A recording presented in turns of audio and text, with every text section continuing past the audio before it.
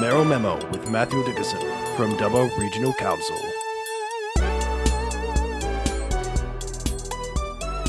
Dubbo Mayor Matthew Dickerson, good morning to you. Yeah, good morning, Matt. Great to be chatting to you. Great to have you on as always. An interesting one to talk about. We haven't got one, we haven't got two, we have three McDonald's restaurants in Dubbo. There's now an application for a fourth one. Mr. Mayor, do we need a fourth McDonald's in Dubbo?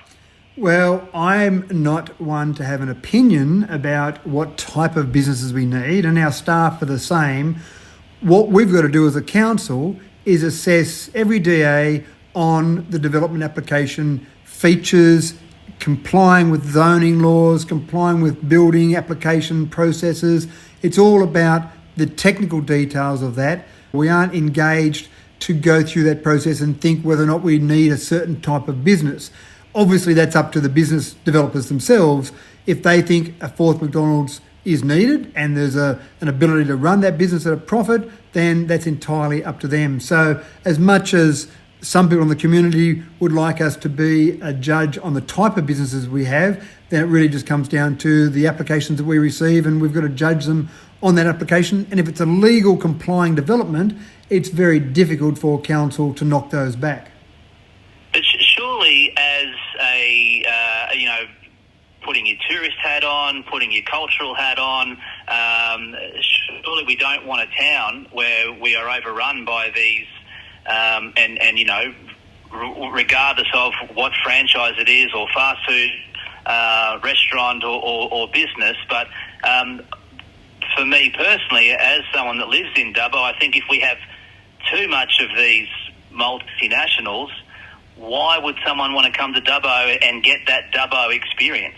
All the points you make are valid, but as council, it's very dangerous if we start to have opinions on the types of businesses we want to see. And to give you an example, when a large national hardware chain was going to open in Dubbo, there were some people from other hardware stores that were thinking that maybe it wasn't the best idea to have a large national hardware chain come to Dubbo when we're already well serviced by excellent hardware stores. Again, if we start to have opinions like that, it does lead to councillors of the day, their personal views of the types of businesses we want to see, and then that can potentially lead to corruption, because who says that an alternative hardware chain wants to sew it up for themselves, and so we just reject all applications from one hardware chain but accept applications from another hardware chain? All right, now that sounds like they had a vested interest in making sure another hardware store didn't come to town. But what about locals that have no vested interest in a certain business coming to town? What about if there's a number of locals saying, hey, council, we don't want another XYZ business in town? Will they get listened to? People can lodge objections to DAs for a whole range of reasons. What we've got to do at council is consider those objections on legal grounds. If we say, we think there's too many of that type of store, that's not our job. Our job isn't to make a judgment on the type of business. So we can listen to those objections. If people are going to object, they would really need to come up with some sort of legal reason for those objections. But again, if we said no, and councillors do have the power to have a DA come to council and reject that. In fact, staff don't have the power to refuse any DA. Councillors are the only body within council that can actually reject a DA. So if a majority vote of council rejected a DA, and we did it because we didn't like the colour of the building, or we thought there were too many of that business, or it was done on non-legal grounds, then that business would have every right to go and make an appeal to the Land and Environment Court. And I'd be pretty certain if we rejected a business just because we thought there were too many in town, that the Land and Environment Court would rule very much in favour of the developer. And so not that we've got to make our decision based on fear of being taken to court, but we've got to make our decisions on legal complying developments, not because we don't like the look of it, don't like the colour, don't like the flavour, don't like the food they're serving, don't like the products they're selling. You start to bring opinions in, and it opens up a complete Pandora's box of a whole range of different opinions that councillors might bring into it. We've really got to assess things with our opinion taken out of it and look at the legal complying processes in that DA. I guess for me, Mr. Mayor, I'm stuck on the fact that, and let's take a touristy town like in Queensland, you've got Noosa Beach, a beautiful spot. People go there from around the world. They'll travel from near and far to go and stay at Noosa. It's a beautiful spot. If they had 4 McDonald's in Noosa, it would soon start to, it would begin to stop being such a beautiful spot. And I wonder if there's a risk of that happening in our region. Well, I think the crucial thing here is that it's up to the business market, the free market economy, to make those decisions. So if we want a unique Dubbo experience, the best we can do is talk about it like we are right now and encourage other businesses, other types of businesses, to make sure they're putting forward DAs, they're putting forward applications. So if we've got 4 McDonald's, but we've got a great hamburger scene, and go down to Billy Joe's, who's got the best local hamburgers in the community, then that's up to the competition, the free market, to really make those decisions. It's very dangerous for a government, any government, state, federal or local, to start being involved in pushing different buttons to impact the free market. Who makes that decision on in a particular industry? You know, there has to be a limit of how many of said businesses can come to town. I mean, you wouldn't have, half a dozen shopping centres, for example, in a town that can't financially, sustain that. I wonder, is that council that can say, look, we've reached our cap of XYZ business? No, and sometimes there are DAs that you see come through council, and you might think to yourself, gee, I don't know how they're going to make money out of this. I'm not sure how business ABC is going to survive, but we do not assess the financials of a business apart from making sure they can pay their DA fees and making sure that part of it's financial. But whether that business is going to be a good ongoing concern, whether there's too many shopping centres, whether there's too many McDonald's, too many hardware stores, whatever that might be, that really is up to the market to determine. The point you're making is, at what point do you have too many of a type of business? And I think the market decides that. The market will decide that by the fact that some businesses won't survive. But again, it's a dangerous area for any level of government to start to be involved in assessing the viability of businesses and then allowing those to open up or not open up based on what our thoughts are in the viability of those businesses. That's not what we're engaged to do. And a business person quite rightly would argue they're running the business, they know widgets. How are you in your government position going to know about how we're going to break open the widget market and sell more widgets through this community? If I take the hardware store example again, one of the beliefs by that national chain hardware store was that they would actually not take too much away from the other established hardware stores. They'd actually grow the whole market in Dubbo by attracting more people who wanted to use those services. And whether that's true or not, I'm not sure. But again, that wasn't up to us to assess it. Our job is to assess the zoning, the building, making sure it complies, making sure the stormwater's right, making sure the drainage, making sure the connections to the various services are correct, all those technical details. The actual running of that business is not up to us to decide.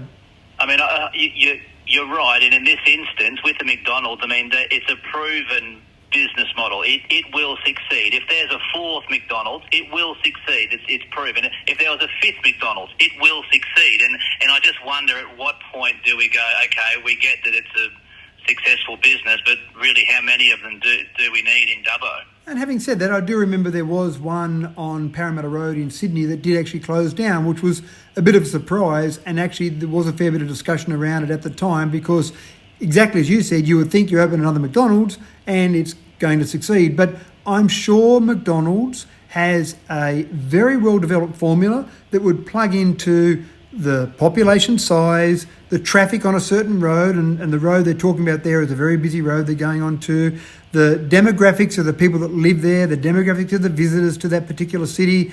They'd have all these numbers and they'd punch those in and they would know the dollars that McDonald's could produce out of a community. And then they would look at how many stores they had and they'd have a very formulaic process to go, because I'm not sure how many McDonald's there are in Australia, but I'd have to think there'd be at least 600 or more McDonald's stores in Australia. So they've got that formula well developed. Their formula might show that it's crying out for a 4th McDonald's, but it wouldn't support 5. But I don't think they'd be building a fourth if they hadn't already run those numbers and determined that Dubbo could handle a fourth McDonald's. I know you won't answer this, but as Mayor of Dubbo, do you want to see a fourth or a fifth McDonald's? What I want to see is businesses keen on developing in Dubbo, and I want to see them have confidence in Dubbo. One of the ways they gain confidence is by having a council that does stick to the laws, that processes applications that come through in a legal, complying way, and they can have confidence in doing development in those communities if they know that the rules are set and that everyone plays by the rules.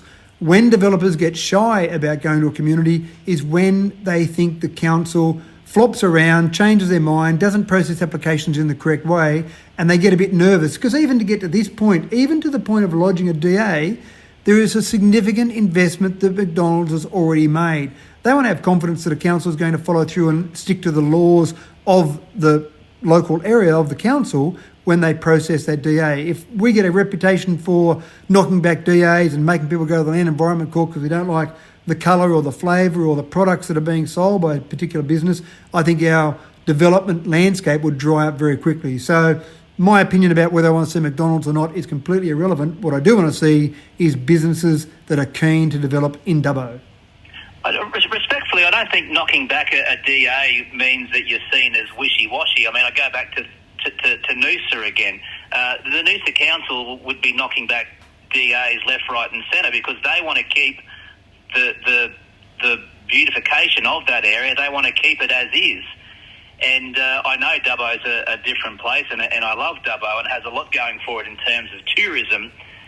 I just wonder if this is the right way to go, but I'm just one person, I guess. I don't know whether or not Noosa has knocked back applications. I don't know enough about Noosa and their local environment, as I know you've only used that as one example, but I think the thing is that developers do get a bit nervous if they see a council that doesn't stick to the laws that are already in place, the policies and laws that are in place. It would be different if we said, for example, we're going to have no fast food outlets and we go through an extensive policy process, consult the community, and we go through and we put some local policies in place to say no fast food outlets or no 24-hour fast food outlets, and then someone came along like a McDonald's and made an application and we said, sorry, this is our policy.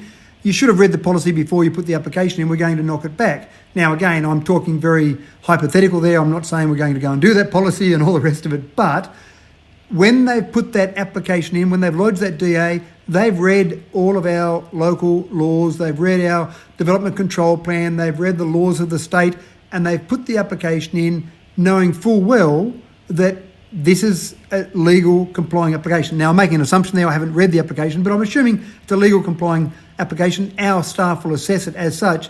If we then knock it back for another reason, that's when you lose confidence, and that's when developers lose confidence in a community. There may be a chance, depending on the... I'll get your clarification on this, by the way, but depending on the overall cost, there may be the chance that yourself and the other councillors may not even get to have a say on this. It may be approved by council staff. Is that fair to say?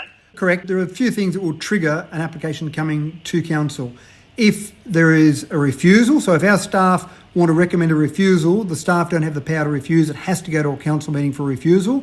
Also, if there's enough people objecting to a certain DA, or if the DA is over a certain dollar value. But our council receives hundreds of DAs a month, and at council meetings each month, we only see one or two, maybe DAs each month, because the reality is a lot of those DAs don't trigger one of those components that I just mentioned, the dollar value, the number of objections, or a refusal. So you wouldn't want all those DAs coming to council because a lot of those are for a garage or a patio or a building. So a lot of those don't trigger those. If this doesn't go over the dollar value, if this doesn't be a refusal recommended by our staff and there's not enough objections, councillors won't see this. The other trigger can be that if councillors request a certain DA to go to council. So now if councillors hear this particular interview and think that they would like it to come to council, they can make application for it to come to council as well. But if it wasn't heard in media, the councillors might not even be aware of said DA and therefore would never be aware of it until it got the green light. Correct, that's exactly right. Most of the applications, most of the development applications that go to council, councillors are not aware of each of those individual applications. We can look at those if we wish, we can look at the overall summary, but it's unusual for us to dive down into every one of those applications. You would spend the entire month looking through every DA, and there's other things to do as a council besides looking through all those DAs. I know I'm putting you on the spot, but what is that that amount of money before it is presented to councillors? That's $5 million. Okay, we've given this one a lot of time, but just one more on that, Mr Mayor. You mentioned that residents can have their say. How is it best for them to do that? Do they turn up to the ordinary meetings? Can they send an email to council? How would it work? And let's face it, much like councillors, most residents probably wouldn't even be aware of these DAs. That's exactly right. And there's a portal you can go and look at every DA, but really, is that what a resident's going to go and do? Spend all their time looking at every DA that get lodged at council? So you typically aren't doing that, so you don't know about those things unless it comes up in the media as it's happening right now. So you've got a couple of things you could do. One of the things that you can do is you can actually come along to any public forum. Any council meeting's got a public forum. You can come along to any meeting and you've got 5 minutes to talk about really any topic that involves council, whether it be a DA, whether it be the streets, the roads, whatever it is that involves council, then you can go along and talk about that. The other thing you can do is you can lodge an application. You can send an email to council and say, I had a look at the DA about the McDonald's and I don't agree with it, I object. But again, you would really want to have some sort of legal grounds for those to come to council. You can object because you don't like the colour, it'll still count as an objection, but it's really not going to go that far if that's all that you're going to object on it. Even if the resident and however many residents said, well, we've already got 3, we really don't need a 4th one, that's not going to have much weight from what you've told us today. It's not going to be a legal reason to reject a DA. You really need some sort of legal reason. Again, you have to go and look through the DA. And I haven't looked through the DA. I haven't seen this. It hasn't been brought to my attention until we're discussing it now because, as you said, we don't see every DA that comes to council. So you'd have to go and look at the DA and see where you thought there was a legal reason for that to be objected to.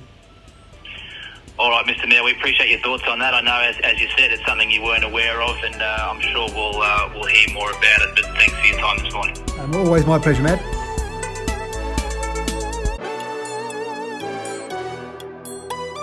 Mayoral Memo with Matthew Dickinson from Dubbo Regional Council.